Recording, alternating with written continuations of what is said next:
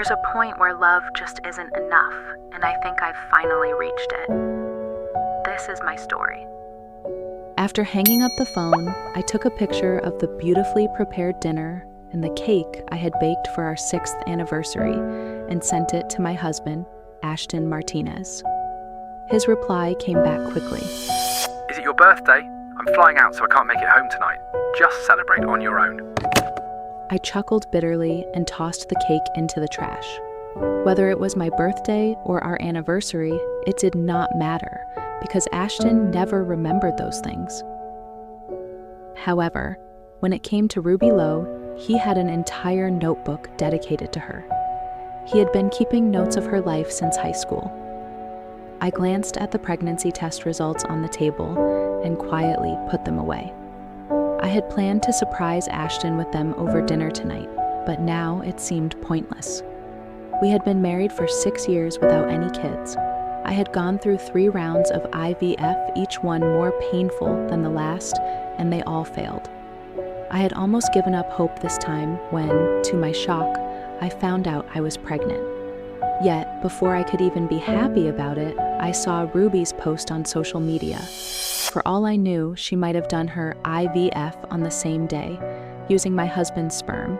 And here I was, the fool kept in the dark, oblivious to everything. I thought I could save our marriage, but each day I'm losing the fight. I pulled the food toward me, even though I had no appetite. For the sake of the baby, I forced myself to take a few bites.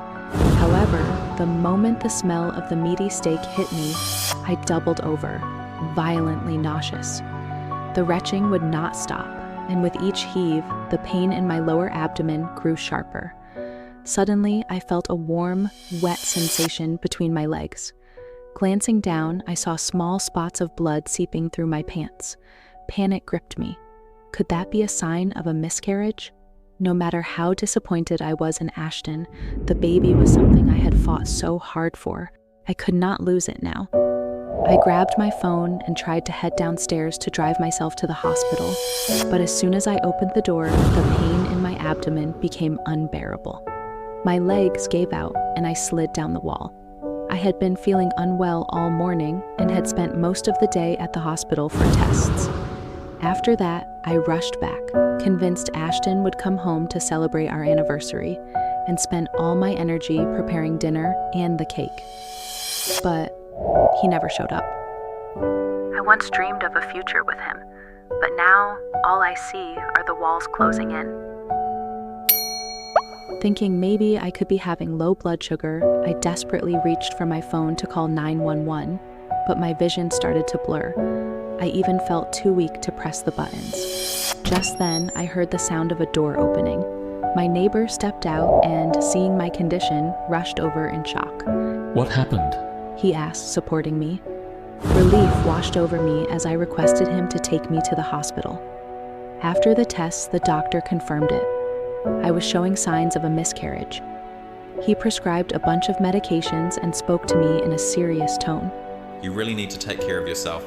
This pregnancy isn't stable yet, so you can't afford to be too stressed or overworked. Seeing the worried expression on my neighbor's face, I explained to the doctor, "He's not my husband. My husband's away on a business trip." The doctor nodded and went over some other precautions. Make sure you share all this with your husband. He needs to start learning how to take care of a pregnant woman. I gave a bitter smile. Oh, I was sure Ashton was good at taking care of someone. It was just a pity it was not me.